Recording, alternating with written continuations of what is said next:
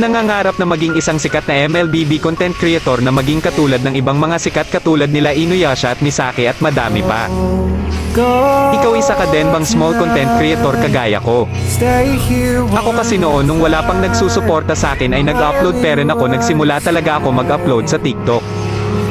Alam nyo ba kahit 5 views lang ang video ko ay natutuwa pa rin ako kasi may nanonood sa akin. At kahit pa man ganun ay hindi pa rin ako tumigil sa pag-upload kahit na pangit ang video na ina-upload ko. Lagi kong iniisip na kung may pag-asa ba ako na maging katulad ng mga sikat na content creator. Alam nyo ba na kapag may maglalib ay lagi talaga akong humihingi ng skin sa mga sikat na content creator. Wala kasi ako skin noon hahaha simula nung na-download ko ang injector ay nagagamit ko na ang mga dream skin ko.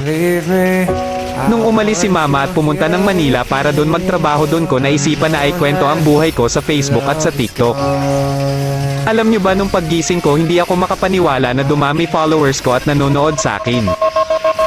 At kapag may makikita akong video na maliit lang ang views at react ay hina-heart ko at lagi ako ko-comment na ang lakas mo.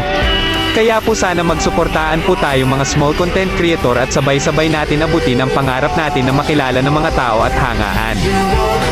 At huwag ka sasuko mag-upload ka lang ng mag-upload at hindi magtatagal na sisikat ka din.